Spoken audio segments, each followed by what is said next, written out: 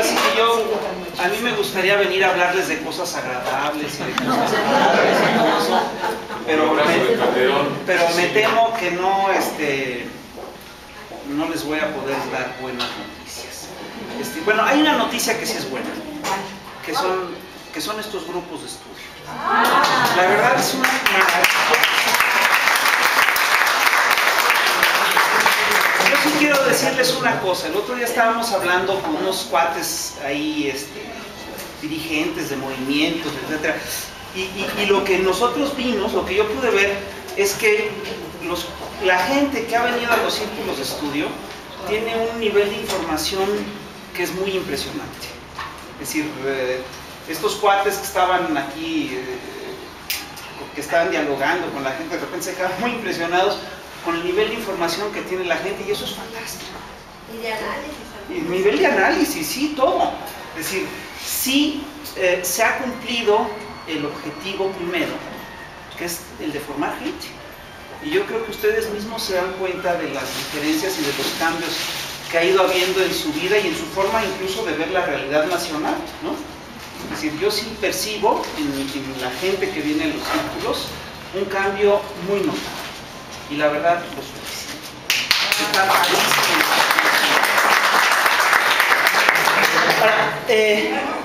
Yo voy a hablarles hoy de un tema que es inevitable, no podemos no hablar de él. Y es un tema muy, muy grave, es decir, que a todos nos preocupa, que es el tema de la guerra del narco de Calderón y cómo funciona. Lo que yo les voy a tratar de plantear, básicamente es el panorama general. Les voy a tratar de plantear cómo se gestó esta guerra, cuáles son sus orígenes y sobre todo cuáles son las lógicas que están operando con esta guerra.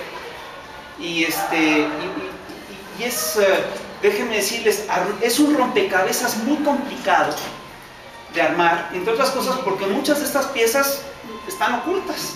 Hay toda una serie de cosas sobre la guerra de las drogas que no sabemos, porque obviamente se trata de un negocio ilegal, y obviamente los dineros, hay toda una serie de herramientas, de elementos, de lazos, de ligas, de conexiones que no sabemos, y probablemente no las lleguemos a saber nunca. Pero yo creo que con lo que tenemos, con las herramientas, con la información, con los datos que tenemos, ya podemos tener un marco general, hacer una visión general de cuáles son las lógicas que mueven la guerra de las drogas que está ocurriendo hoy en México. En primer lugar, ustedes saben, es decir, no pueden no saberlo, que lo que está pasando en el país es muy grave. Vivimos en el Distrito Federal en una especie de isla, de oasis, que está bastante lejano de la violencia del país. De repente incluso pareciera que estas noticias son como distantes, pero bien sabemos, por parientes, por informaciones del periódico, de la televisión, etcétera, que esto está a la vuelta de la esquina. Y sabemos que ya hay territorios enteros de la nación que viven en un virtual estado de excepción. Y hay zonas enteras del país en las que la gente tiene miedo, y tiene miedo con toda la razón. Si nosotros, es decir, existe una relación muy clara entre la política de seguridad pública que ha implementado Calderón y el crecimiento de la inseguridad pública en el país. Esto lo podemos ver incluso hasta matemáticamente se puede demostrar. El primer año en el que se aplicó esta política de seguridad pública, es decir, desde enero a diciembre de 2007, hubo 2.673 ejecuciones vinculadas al crimen organizado. Al año siguiente, la cifra se más que dobló. Tuvimos 5.630 ejecuciones vinculadas al crimen organizado. Al año siguiente, tuvimos 7.724. En 2010, tuvimos 15.273. Si ustedes se fijan, es una progresión matemática muy clara, que tiene que ver además con una política específica. A partir de que se empiezan a aplicar estas políticas, empieza a dispararse esta cifra y tiene un crecimiento de veras casi que matemático. Este año que se supone que iban a buscar bajarle, etcétera, que nos prometieron que iba a bajar la violencia, pues vamos a mitad de año y van 6,000 muertes. Esto, si hacemos la proyección, esto quiere decir que a final del año tendremos más de 12,000. Perdónenme, esto es una barbaridad. Hay países en guerra que no tienen este número de muertos. Y no solo eso, sino que a estos 41,000 muertos ya que llevamos, hay que agregarle, por ejemplo, el hecho de que hay cerca de 19,000 levantones reportados. Un levantón es un secuestro para el que no se pide rescate. Y es muy común, es decir, lo usual es que en los levantones la gente acabe muerta. Los levantados aparezcan muertos, si es que aparecen. A esto hay que agregarle que la Comisión Nacional de Derechos Humanos ha contado que tenemos entre diciembre de 2006 y abril de 2011 5,397 desaparecidos. Es decir, súmale, es decir, 41,000 más 20,000 más 5,000, súmale. Es decir, estamos verdaderamente ante un horror. Y a esto hay que agregarle, por ejemplo, cosas, a esto hay que agregarle las formas, que ha crecido de manera espeluznante el horror, incluso en las formas de ejecución. Hemos visto, por ejemplo, las imágenes de las narcofosas de San Fernando, que a mí me recuerdan ya lo que son las escenas de horror que pasarán a la historia, como los campos de concentración de Dachau o de Auschwitz, ¿no? Además de todo esto, tenemos que que por tercer año consecutivo, resulta que tenemos el dudoso honor de tener a la ciudad más violenta del mundo por tercer año consecutivo, me refiero a Ciudad Juárez. No solo eso, entre las 10 ciudades más violentas del planeta, 4 son mexicanas, que son Juárez, Chihuahua, Mazatlán y Culiacán. Y no solo eso, entre las 50 ciudades más violentas del planeta, resulta que 12 están en México, que son, además de las ya mencionadas, son Torreón, Tepic, Tijuana, Acapulco, Reynosa, Nuevo Laredo, Cuernavaca y Matamoros. Para que se den una idea, es un nivel de descomposición humano brutal. Y les digo, además, las formas de violencia que se han ido adquiriendo, que hemos ido viendo, estos crímenes de alto impacto, son espeluznantes. El otro día en Monterrey a un tipo lo colgaron vivo y lo quemaron vivo en un puente público. Digo, son unas escenas así de verdadero horror. Yo estoy convencido de que, bueno, el gobierno nos dice que la mayoría de los que mueren son delincuentes. Y espérenme, yo sí creo que un porcentaje muy importante de la gente que muere esté vinculada de alguna manera al crimen organizado. Pero existe un número muy importante de víctimas que no tienen nada que ver con el asunto y que son víctimas colaterales.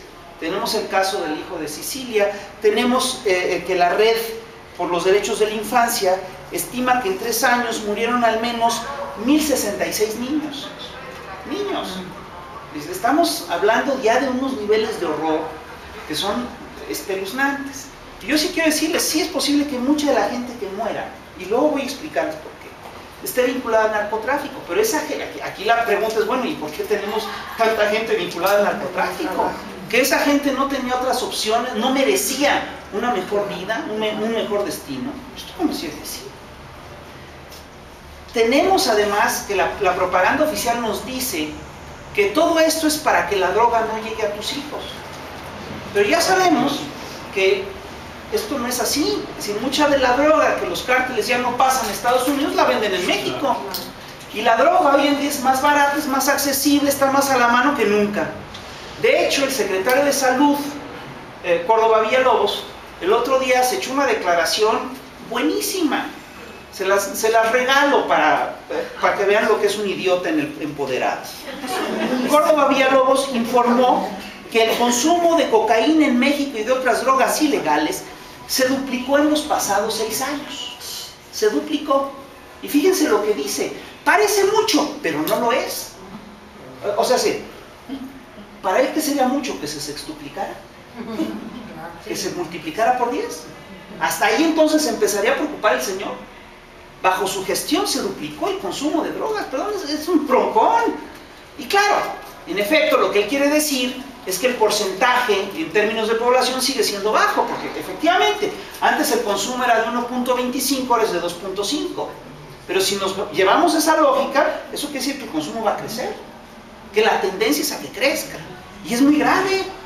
Y sobre todo está creciendo entre chavos. Y tenemos fenómenos horribles.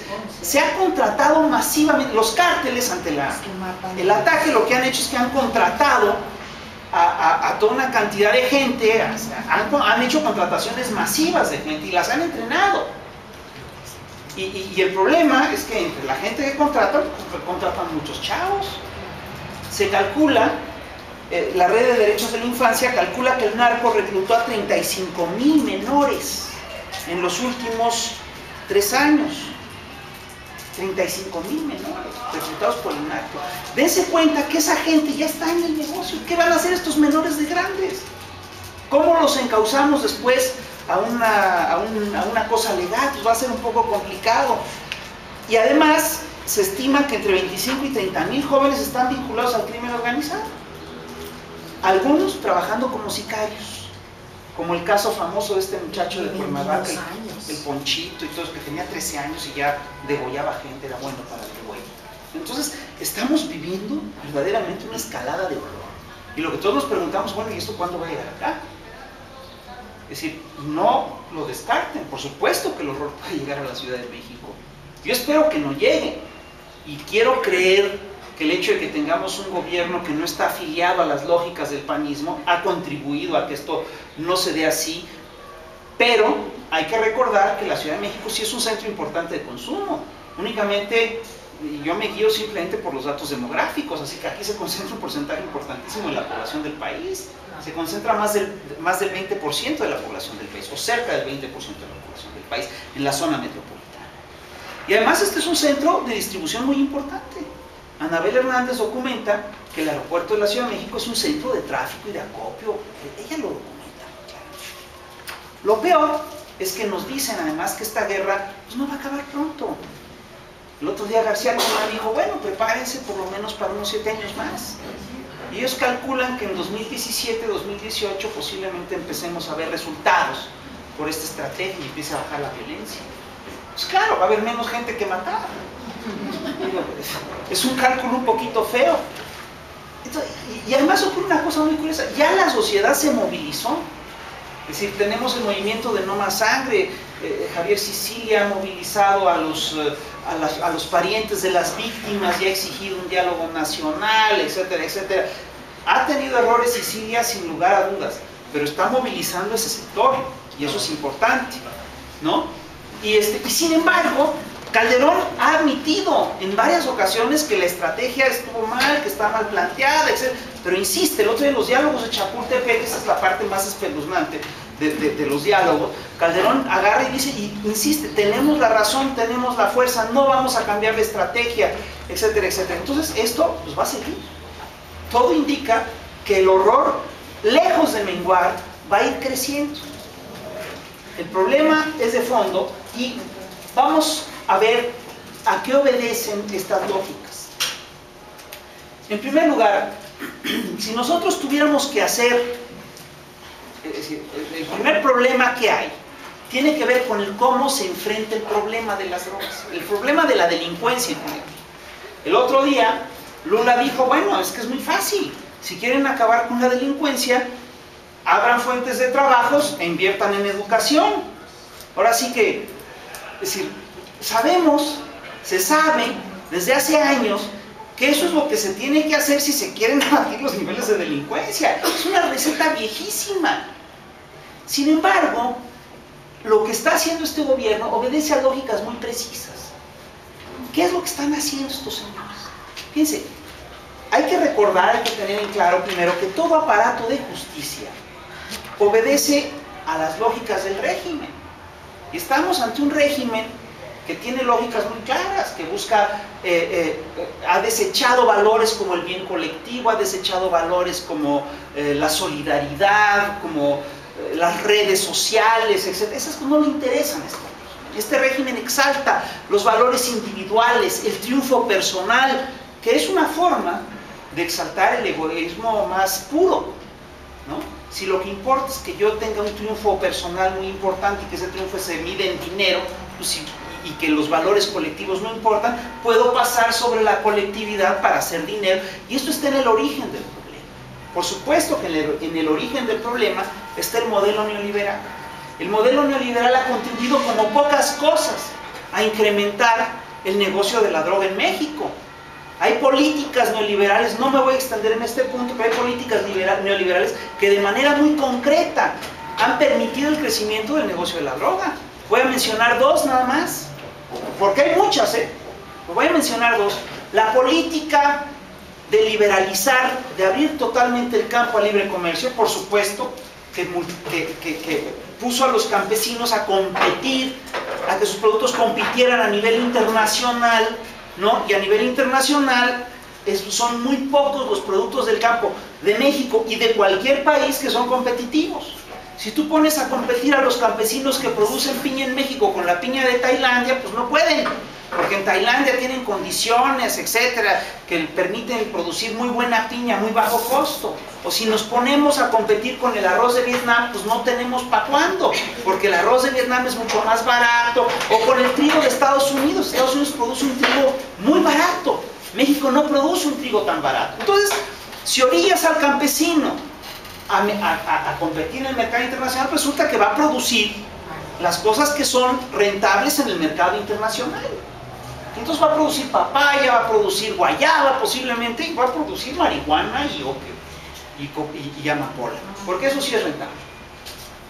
Y eso es lo que pasó, y eso por supuesto que propició que se dispararan en México los cultivos ilegales a un nivel increíble. El procurador agrario el año pasado creo que fue, declara que cerca del 30% de la superficie cultivada en México está cultivada con droga. Y lo dice el procurador agrario, como si fuera, dando un dato duro, pero lo dice el procurador agrario. Perdón, ahí hay un problema. Eso no es un problema de grupos delincuenciales, eso tiene que ver ya con un patrón del modelo. Y otro elemento, entre los muchos, que ha propiciado el incremento del negocio del narco en este país, es la desregulación financiera. Hoy tú puedes hacer toda una serie de maromas, que vas a una casa de cambio, compras dólares, vas a un banco y inviertes en una casa financiera y lo metes a la bolsa, y no hay manera de seguir el rastro de ese dinero. Esta liberalización de los esquemas financieros lo que permite es que se establezcan muy buenas redes de lavado de dinero. Y nada más estoy mencionando dos temas que son importantes. Pero entonces estos señores que están en este esquema, que están en las lógicas de que aquí todo se vale y todo se puede, cuando se dan cuenta de que efectivamente empieza a crecer la criminalidad, hacen dos cosas. Uno, se alían con el narco, por supuesto, y hacen negocio con el narco. Yo nada más les quiero decir una cosa: las grandes empresas exportadoras son ideales para lavar dinero, porque mueven volúmenes enormes de lana. Y resulta que en Colombia, por ejemplo, ya son muy pocas las grandes empresas que no lavan dinero. ¿Ustedes creen que estemos que el caso mexicano sea muy distinto? Yo creo que no. Yo tiendo a creer que no. La lógica me dice que no. Pero estos señores entran en la lógica: bueno, ¿cómo vamos a parar la delincuencia? Entonces toman el tema de la delincuencia. Ojo, esto tiene que ver con las lógicas del modelo. El crecimiento del negocio del narco, los salarios mínimos de 52 pesos diarios, el ver la migración como un negocio y no como una tragedia colectiva, forma parte de las lógicas neoliberales. Pero por supuesto, eso es negocio, le entras. Lo que es negocio florece, lo que no es negocio no florece. ¿Me explico? Y la gente que se muera, que cobre sus 50 pesos diarios y a ver cómo le hace para sobrevivir. Total, aquí hay libre mercado. Pero el caso es que ya enfrentados con un crecimiento de la delincuencia, lo que suelen hacer las derechas es tomar el tema como un tema electoral. Es decir, ustedes quieren seguridad, les vamos a dar seguridad. ¿Y cómo les van a dar seguridad? Como dice Lula, incrementando el dinero para la cultura, la educación, creando más impuestos, más empleos. No. Piensan incrementar la seguridad metiendo más policía y metiendo más gente a la cárcel.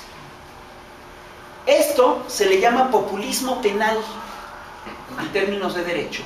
Y es una lógica que se ha aplicado en muchos países de América Latina y del mundo, y que por supuesto le sirve a la derecha para organizarse.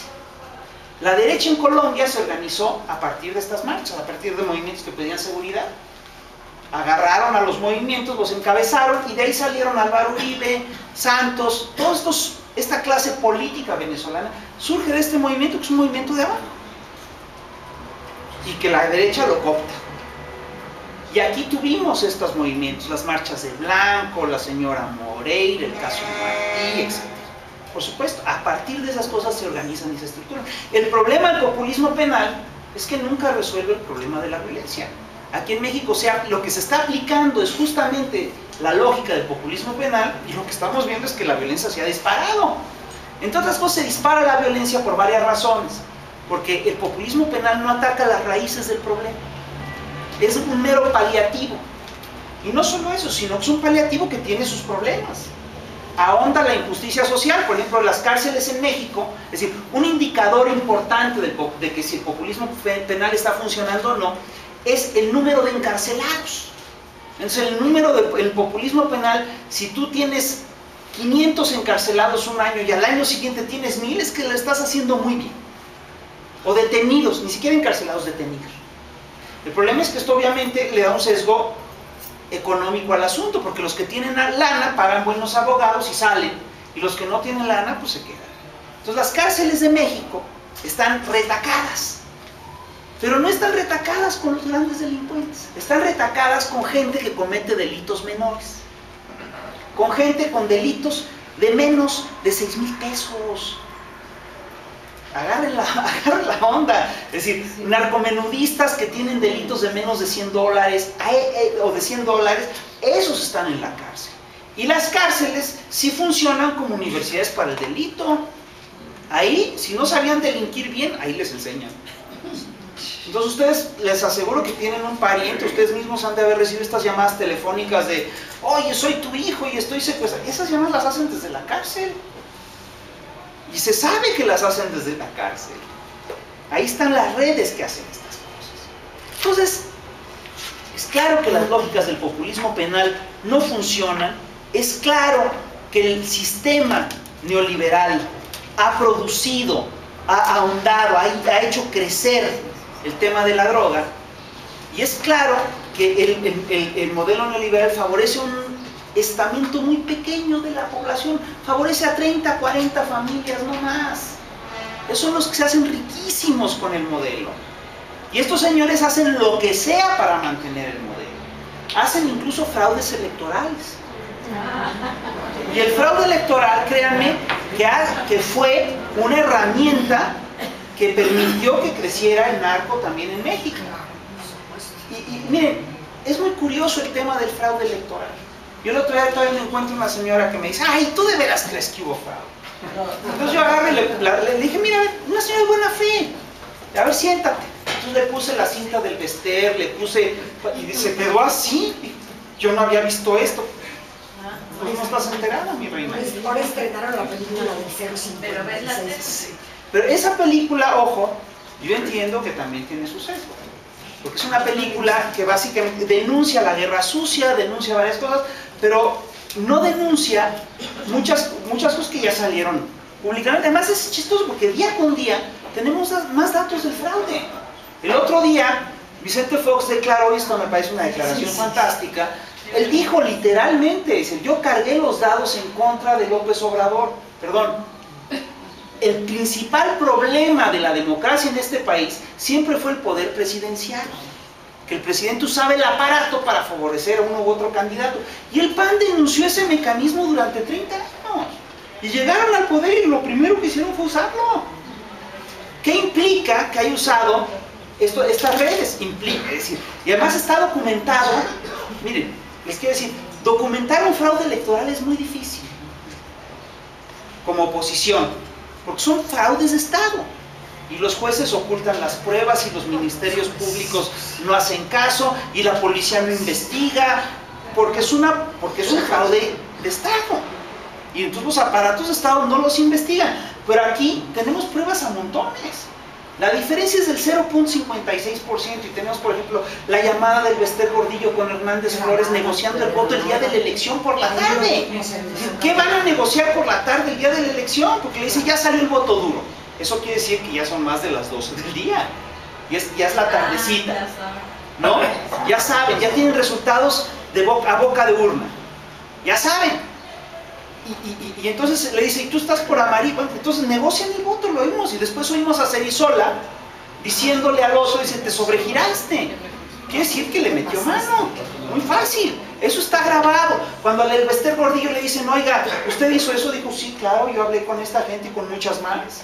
Espino dijo que 8 gobernadores del PRI votaron, hicieron campaña, no, como dijo, apoyaron al candidato del PAN. Bueno, y tenemos más datos. Ayer, sale publicada en La Jornada, bueno, lo dijo, fue en una conferencia de prensa, el Bester Gordillo diciendo, sí, negocié con Calderón, y me dio esto, y esto, y esto, y esto, y esto, y dice, bueno, ¿a cambio de qué? ¿A cambio de los votos del panal? No, perdóname, no nada más. Hay denuncias muy concretas de cómo el Sindicato Nacional de Trabajadores de la Educación opera la elección en 2006. Y perdón, no es cualquier cosa el Sindicato de Trabajadores de la Educación. ¿Saben cuál es la importancia del sindicato de maestros en este país en términos electorales?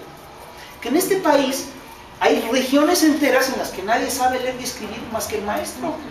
Pues esos son los operadores electorales en esas zonas. Entonces no es cualquier fraude. ¿Me explico? Es un fraude serio. Pero fíjense, esta cosa que dice Espino, que dice, negociamos el voto de 8 gobernadores del PRI, apoyaron a Calderón. Eso por supuesto que tiene que ver con el tema que nos ocupa, que es el narcotráfico. Porque entre esos 8 gobernadores ya están identificados, ya sabemos quiénes son, la gente lo ha dicho, hay crónicas y hay declaraciones y tal.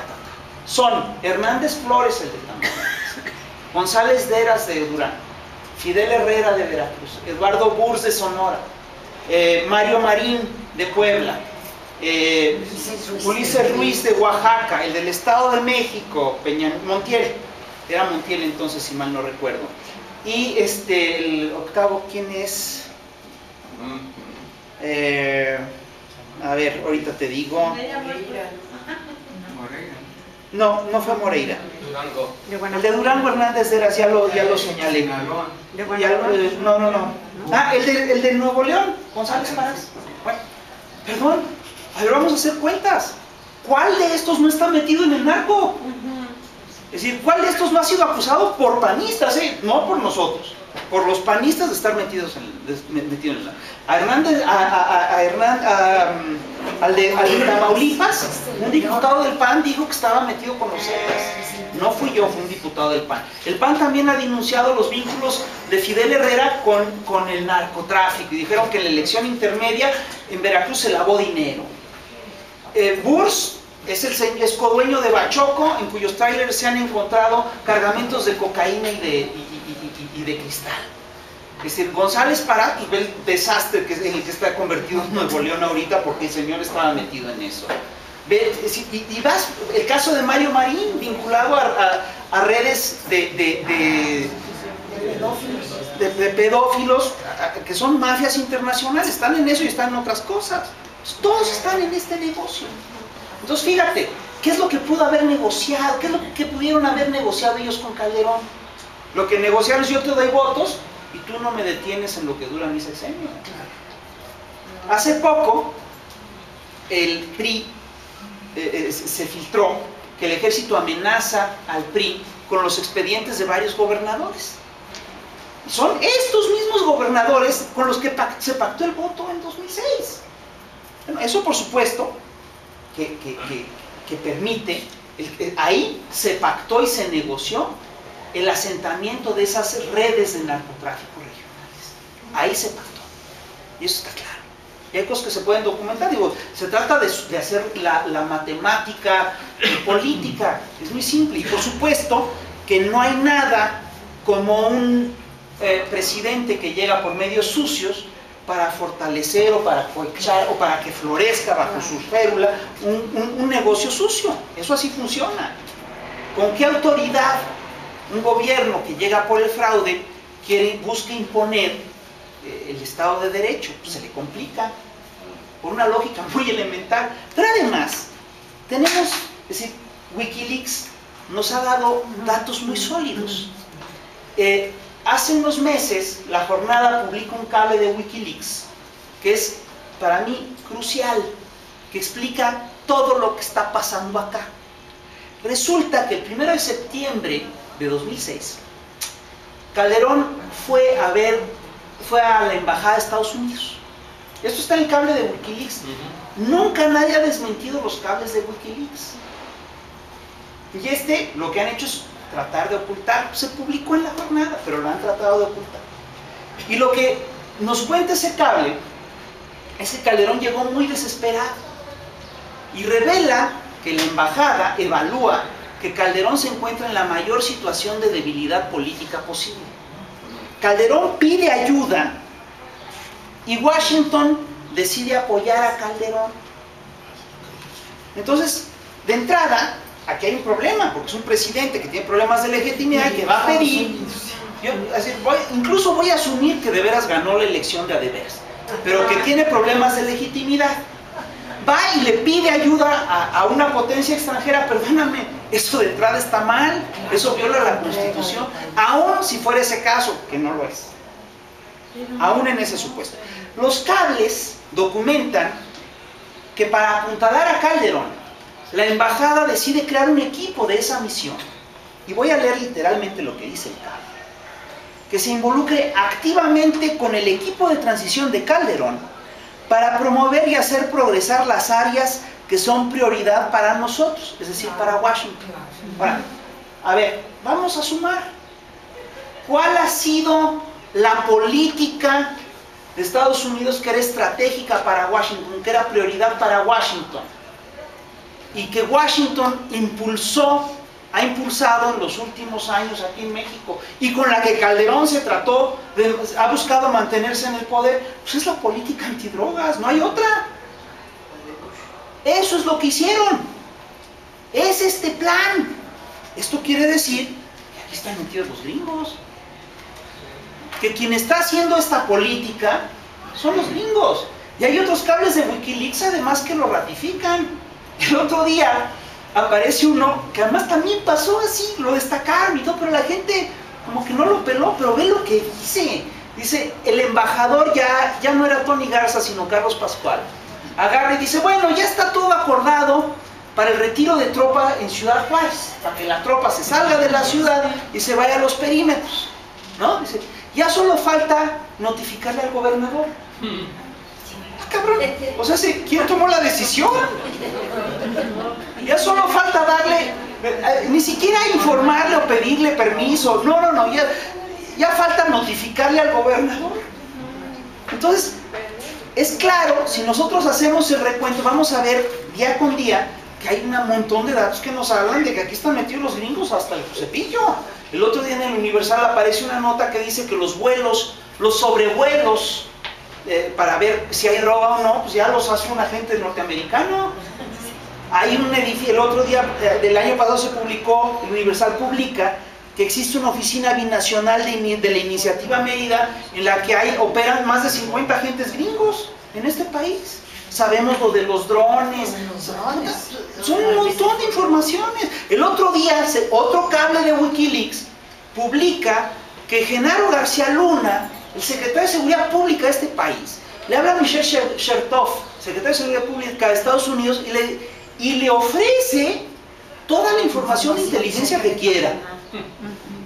¿Qué es eso? Perdóname, eso quiere decir que quien está operando esta guerra son esos señores.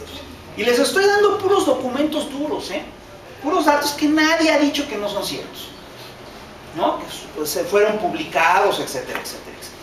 Tenemos además que viene Hillary Clinton a México y se declara fan de Calderón, dice que es una maravilla. Habla de la política de seguridad pública en plural. Dice, hemos logrado grandes avances. ¿Hemos? ¿Quién no sabe? Los que ponemos los muertos somos nosotros. ¿Ustedes qué hacen? Pues ellos dictan. Ellos son los que dictan la política. Y además nos dice, y quien quede en la silla presidencial después del 2012 va a tener que seguir estas mismas lógicas. Perdón, ahí hay un problema. Ahora, yo sí quiero decirles... Pero además dice Hillary, ahora van a tener que pagar impuestos los ricos, para que siga esta guerra. sosteniendo la guerra. Pues sí. No. Que vayan a dar órdenes a su casa. Todo lo pagamos nosotros acá. Es decir, si vemos las facturas de esta guerra, todas las pagamos nosotros. Ese dinero lo vamos a acabar pagando nosotros, porque esa guerra debe estar costando una fortuna. Ahora, yo quiero hacerles una pregunta. Independientemente de que lo que hacen Calderón y García Luna esté tipificado como traición a la patria en el artículo 123 del Código Penal, que así está tipificado, independientemente de eso, ¿ustedes creen que sea buena idea ir con Estados Unidos a pedirle ayuda sobre la estrategia de las drogas? Yo nada más les quiero decir una cosa, no lo es por una razón muy simple. En primer lugar, Estados Unidos tiene intereses distintos a los de México. Afuera de esas consideraciones de índole general, hay dos que son, hay una de índole práctico, que es muy clara. Estados Unidos no es parte de la solución del problema de las drogas, es el problema. El mayor consumidor. Son los mayores consumidores, en efecto, y los datos aquí son fantásticos. Estados Unidos, según Bill Clinton, consume el 50% de toda la droga del planeta. Entonces fíjense, cuando dicen que quieren acabar con las drogas es que se las quieren acabar. Es que sí se las quieren acabar toditas. Que les den lo que hay y quieren más. Es un país de pachecos. Que no nos vengan con nosotros, a nosotros a decir que somos el mal y que somos la gente de las drogas. Ellos son los principales consumidores de drogas del planeta. Y no solo eso, sino que ellos son además los principales, Washington en concreto, ha sido a lo largo de la historia el principal operador de redes de narcotráfico del planeta. Quien ha creado todas las redes grandes de narcotráfico del planeta es Washington. Porque además el narcotráfico, hay que verlo, hay que entenderlo, es un negocio ultramillonario. Es un negocio que mueve alrededor de 320,000 millones de dólares en todo el mundo. Entonces fíjense, Estados Unidos está en una situación privilegiada. Y dices, bueno, ¿y para qué usan sus redes de narcotráfico? Ahorita lo vamos a ver para qué. Estados Unidos en ese sentido está en una situación privilegiada en términos del narcotráfico del mundo. Es el principal consumidor y es el gran policía del mundo. Eso le permite decidir a quién le compra y a quién no le compra. ¿Sí me explico? Sí. Entonces, claro que Estados Unidos ha decidido a quién le compra, a quién no le compra, en función de sus intereses geopolíticos. De sus intereses geopolíticos. Porque las drogas siempre le han servido a Estados Unidos para financiar los aspectos más puercos de su política de seguridad internacional. Las guerras de Afganistán. Todas esas. Entonces fíjate, es un hecho poco conocido, pero bueno, esta guerra tiene un modelo claro, que es la guerra del opio contra China en el 39-42, 1839-1842. Fue una guerra capitalista en el pleno sentido de la palabra. Las guerras del opio, y esto hay que aprendérselo, son guerras imperiales. Son guerras capitalistas, son muy buen negocio, son guerras de libre comercio, son guerras autofinanciables, son guerras autosustentables, son guerras que lo que hacen es destruir a un territorio, destruir el tejido social del territorio y reorganizarlo para los intereses de la potencia. O sea, aquí en México lo estamos viendo. El complemento ideal de las guerras del opio, aquí ¿saben cuál es? Son las reformas energética, laboral. Están reorganizando el país para mejor saquearlo y explotarlo. Tanto la fuerza de trabajo como los minerales y el petróleo y la riqueza exusa. Para eso son, por eso van juntas. Y Estados Unidos ha utilizado estas guerras del opio a lo largo de la historia para dos cosas. Lo ha usado para dos cosas: para desestabilizar gobiernos que no le gustan y para estabilizar gobiernos que sí le gustan. El segundo caso es el nuestro, obviamente. Entonces, si nosotros hacemos la historia, vemos lo que pasó en la posguerra. Bueno, un paréntesis. Bueno, no es un paréntesis, es una cosa que es básica en todo esto. Hay que entender qué es el narcotráfico. El narcotráfico es básicamente un gran negocio. Es un gran negocio capitalista. Un gran negocio ilegal que además arma estructuras, digamos, le permite armar ejércitos que coordinan y les sirven y están ligados a intereses de grandes capitalistas. Eso así siempre ha funcionado. Estados Unidos, en la Guerra Fría, después de la Segunda Guerra Mundial, esto se sabe poco, pero Estados Unidos se alió con muchas mafias, cárteles, grupos de delincuentes para hacer avanzar sus intereses. Lo hizo en Francia e Italia, donde estaban fuertes los comunistas. Estaban fuertes los comunistas y pues mandó a Lucky Luciano para que organizara la French Connection, que pasaba la droga de Turquía por Sicilia, por Marsella, Nueva York. Y una red que operó con la protección de la policía francesa, de la policía italiana y de la CIA y de Estados Unidos. Vean la película The French Connection, que se ganó un Oscar. Ahí sale todo eso. Un agente de drogas de repente se da cuenta que, cabrón, somos nosotros los que estamos traficando la droga. Pues sí, son ellos.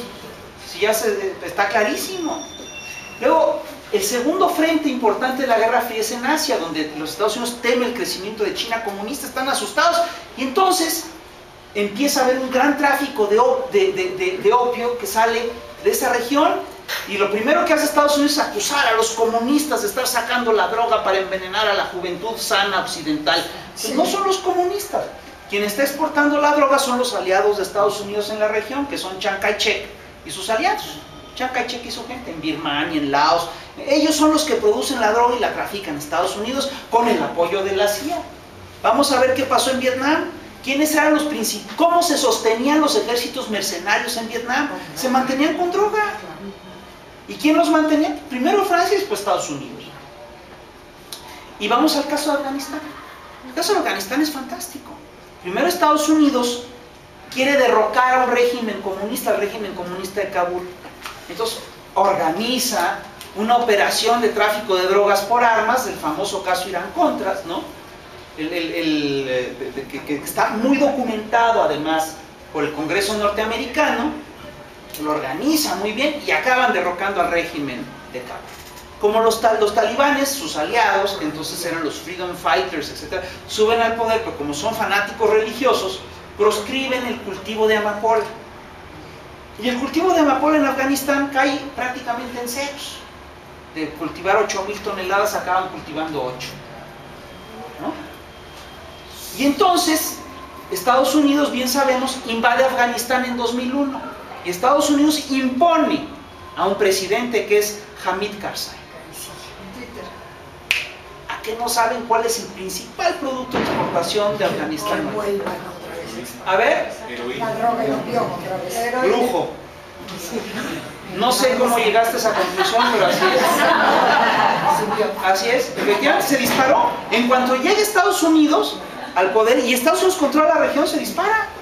Y según el New York Times, el principal operador de la droga es un señor, es el dueño político de la región de Kandahar, en Afganistán, y es un señor que se llama Wali Karzai. ¿Le sonó el apellido? El presidente se llama Hamid Karzai y el otro se llama Wali Karzai. ¿Qué creen que tienen? ¿Ustedes creerán que están emparentados? Perdón, son hermanos. Perdón que te compré, son hermanos. Y hoy en día la economía de Afganistán se sostiene por la heroína. El 51%, el 50-51%, estudio de la CIA, de la economía de Afganistán se mueve con la heroína, con el dinero de la heroína. Fíjate, qué casualidad.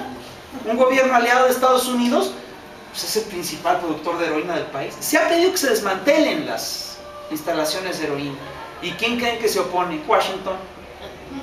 Dices, bueno, perdón. Y vamos a ver el caso de Colombia.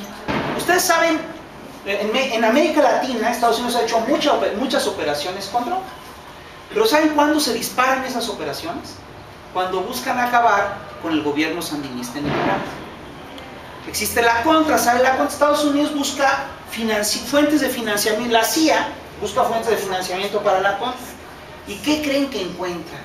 Que hay unos cárteles muy chuecos, muy criminales, pero son anticomunistas. Los apoyan. Y ahí es cuando crecen como la espuma dos cárteles. En el caso Irán-Contras, en el caso de la contra, para apoyar a la contra Nicaragua.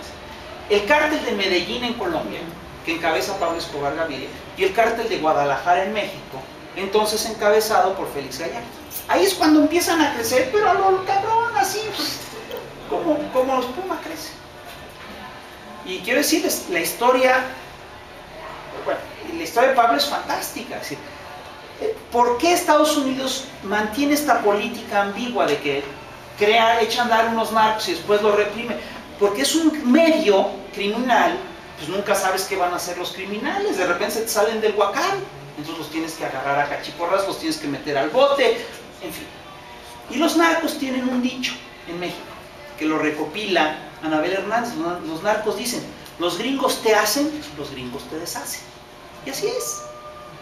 Cuando le sirve a los intereses de Estados Unidos los permite crecer. Cuando le estorban, los sacan. Por ejemplo, cuando se les pasa la mano, cuando Caro Quintero y Don Neto matan a Kiki Camarena, un agente de la DEA, ahí sí se van sobre ellos. Cuando Pablo Escobar quiere ser presidente de Colombia, pues ya no les gusta, entonces acaban con Pablo Escobar y de paso con su socio mexicano, que es el que lo hacía fuerte, que era Félix Gallardo. Y ahí te vas explicando todo el ascenso y la caída de los capos en América Latina, a partir de los intereses de los gringos. Es matemático. El caso de Pablo es fantástico. Su hijo cuenta en una película que se llama Los pecados de mi padre. Su hijo dice: mira, para mi papá trabajar era lo más fácil del mundo. Llegaba a Miami, se hospedaba en los mejores hoteles, lo visitaban los narcos más notorios. Una vez metió metió $4 millones en efectivo y no le dijeron nada. Digo, perdóname, eso no puede ocurrir sin la complicidad de Washington. Y en México, el proceso de la droga es muy curioso porque, por supuesto que los cárteles crecen en tiempos de la contra nicaragüense, pero los cárteles en México la historia de la droga en México empieza antes. Se las cuento rapidito, pero porque es una historia muy interesante. Resulta que en México pues no se cultivaba la amapola, pero en el siglo XIX los gringos necesitaron mucha mano de obra para construir los ferrocarriles de California y se trajeron a muchos chinos. Algunos eran bien pachecos y se trajeron sus cultivos de amapola. Y esos chinos, ya que construyeron el ferrocarril, los gringos decidieron expulsarlos. Y como era muy difícil expulsarlos a China, los expulsaron muchos a Canadá y otros a México. Y muchos llegaron al norte de México, donde se asentaron en Mexicali, se asentaron en Sinaloa, y algunos empezaron a cultivar como planta de ornato o para consumo personal sus plantitas de amapola. Y se dio la amapola en la zona de Badiraguato y todo eso, ahí se daba la amapola, pero un cultivo totalmente marginal, ¿no? Resulta que en la Segunda Guerra Mundial, Estados Unidos necesitaba para los hospitales de guerra morfina, y la base de la morfina es la amapola. Entonces, normalmente se compraba la amapola y la morfina a China, Afganistán, a Irán, etc. Pero pues no la pueden comprar porque están cortadas las vías de comunicación por el frente del Pacífico. Entonces empiezan a buscar fuentes alternas de amapola en América Latina y encuentran que en Sinaloa pues, se da re bien. Y entonces la empiezan a fomentar y hacen una alianza con el gobierno de Ávila Camacho para fomentar el cultivo de amapola. De hecho, no sé si ustedes recuerdan una canción que dice Amapola, bellísima amapola. Esa canción estaba hecha para fomentar el cultivo de amapola en México.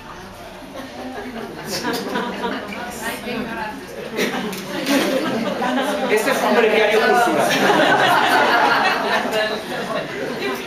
Entonces, ¿qué pasa? Se van, se acaba la guerra, se llevan los campamentos, pero el cultivo se queda.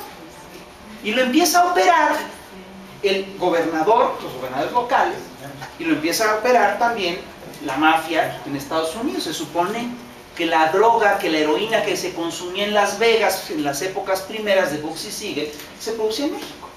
Y era una heroína de mala calidad. Hay toda una historia sobre eso que es muy interesante. Bueno, entonces, en México ya se produce amapola, se produce marihuana también. De varias, supongo, ¿no? Pero entonces empieza a crecer el consumo en serio. El consumo de marihuana crece en serio cuando en Estados Unidos se prohíbe el consumo de alcohol. Entonces la gente busca otra sustancia que produzca efectos similares y encuentra que la marihuana, entonces ahí empieza a crecer la demanda de marihuana y aquí se empieza a cultivar también la marihuana. Entonces, en todos los casos Estados Unidos es responsable de los cultivos de cannabis. Y ustedes tienen que leer, es un libro bien importante, el libro de Anabel Hernández, el libro sobre los señores del narco, porque ahí te documenta cómo estos señores efectivamente hacen pactos con el gobierno mexicano consideraba a la droga, según un general, como una cosa de Estado, una operación de Estado, y tenía pactos con los narcotraficantes, y les daba lana, etcétera, etcétera, y les cobraban lana para que pudieran cultivar, etcétera. Y resulta que el primer gran capo que opera en México y que trafica cocaína de Colombia, México, Estados Unidos, es un señor que se llama Alberto Sicilia Falcón. No tiene parentesco con Sicilia. Nada que ver, nada que ver. Entonces este Alberto Sicilia Falcón no era mexicano, era un cubano y tiene una historia peculiar. Él estuvo en Bahía de Cochinos, fue derrotado, estuvo en la derrota, se encabronó muchísimo y como muchos cubanos decidió convertirse en un cruzado contra el comunismo y fue reclutado por la CIA, y todos estos señores hacían las operaciones más sucias de la CIA. Y Alberto Sicilia Falcón era un agente de la CIA que operaba en México la droga y fue el primero en hacer ese puente. Y él contrata para el negocio a toda una gente como Caro Quintero, Félix Gallardo, Don Neto, gentes que después forman el cártel de Guadalajara. Alberto Sicilia Falcón lo agarran en la década de los 70. La policía mexicana lo tortura, le saca la sopa, se ve que hay un error de comunicación o lo que sea, pues que lo agarran. Ventura, Florentino Ventura. Exacto, él es el que lo agarra, que también después estuvo en el asunto. Claro, pero por órdenes de la CIA. Sí. Y ahí estuvo en la Cundar. Así es. Entonces, lo que cuenta Anabel Hernández es que efectivamente la CIA operaba la droga en México a través de la Dirección Federal de Seguridad. Pero Alberto Sicilia Falcón lo agarran, etc. Y él le estaba contando que él hizo, que él contrata a toda una serie de cuates que después fueron muy importantes y que forman el cártel de Guadalajara. Les voy a leer un extracto del libro de Anabel Hernández, si me permiten, para contarles quiénes formaban el cártel de Guadalajara. Miren, en el libro Los Señores del Narco, Anabel Hernández documenta que a principios de la década de los 80 se organizó el llamado Cártel de Guadalajara, donde participaban Félix Gallardo, Don Neto, Manuel Salcido Usueta el Cochiloco, Juan José Quintero Payán, Pablo Acosta Villarreal, Juan José Esparragoz el Azul. En un escalafón menor se encontraban Amado Carrillo, Rafael Caro Quintero e Ismael Zambada García el Mayo. Muy por debajo de ellos, Héctor Palma Salazar, Joaquín Guzmán Loera, el Chapo, los hermanos Arellano Félix y los hermanos Beltranillo. ¡Todos! Y no solo eso, sino que si ustedes se fijan, parece ser que han ido subiendo por escalafón de antigüedad. Claro. Digo, es muy impresionante. Claro. Es una cosa muy organizadita. Yo no sé de dónde sacamos que están fuera de control. Y no solo eso, sino que el cártel de Guadalajara fungió durante un tiempo como un brazo armado clandestino para la guerra sucia contra la guerrilla. Hay un montón de testimonios que revelan cómo este cártel de Guadalajara perseguía a guerrilleros y ahí sí se los echaban. Y Anabel Hernández documenta cómo a los guerrilleros no los toleraban, eso se los echaban a todos, pero con los señores de la droga negociaban siempre. El gobierno negociaba. Y la DFS era financiada justamente con dinero de la droga. Esto lo documenta Abel Hernández con testimonios de generales de alto rango del ejército, que además parece ser que es Acosta Chaparro. Todo indica que el que dijo eso es Acosta Chaparro. Ese sí sabía, ¿eh? Ese sí sabe. Un informante de la DEA de los 80s afirmaba que la CIA, con la ayuda de la Dirección Federal de Seguridad de México, operaba un puente aéreo Colombia, México, Estados Unidos. Un general del ejército le cuenta a Abel Hernández cómo él va a recibir un avión que viene de Colombia cargado de marihuana colombiana. Por órdenes del gobierno. Va el general a ver que todo esté bien. Y el avión que recibe es un avión del ejército gringo. Entonces, si tú te fijas, estamos hablando de una complicidad a nivel de narco a altísimos niveles, a niveles militares. Hay un señor, un gringo que se llamaba Barry Seal, no recuerdo, Barry Seal, un agente de la CIA, que se vuelve informante de la DEA y que lo despepita todo y que cuenta cómo había pistas clandestinas y cómo la DFS manejaba las cosas. Eso está documentadísimo en la prensa gringa, ¿eh? Métanse, pongan Barry Seal y van a ver todo lo que sale. Una chulada, ¿no? Entonces, esas redes así funcionaban en la década de los 80. El problema es que tenemos indicios de que eso sigue funcionando así. El cártel de Guadalajara, los herederos naturales del cártel de Guadalajara siguen siendo los dominantes en la región. Y no nada más eso, sino que el otro día se publica en La Jornada una nota que cuenta que el grueso de los capos cabrones mexicanos viven en Estados Unidos y ahí nadie los molesta. Sí, ahí viven. Y no solo eso, fíjense, yo el otro día les voy a contar una cosa que me pasó. Yo seguí una nota, vi una nota un día y dije, pues qué interesante. Entonces recordé que en Tixcocop, Yucatán, cayó una avioneta del Chapo Guzmán con 500 kilos de cocaína. Entonces a mí se me hizo interesante la nota y después le hice el seguimiento y resulta que unos meses después aparece ya más letra más chiquita, que ya se supo quién había usado antes esa avioneta. Esa avioneta había sido usada meses antes por la CIA para transportar presos a Guantánamo. Entonces dices, bueno, o es una casualidad verdaderamente inesperada, o el puente aéreo sigue funcionando. ¿Cuál creen ustedes que sea la buena? Vean ustedes el caso de Rápido y Furioso, el operativo Rápido y Furioso. De repente, ahí los funcionarios ahí de bajo nivel de repente acuerdan empezarle a vender armas a los capos mexicanos.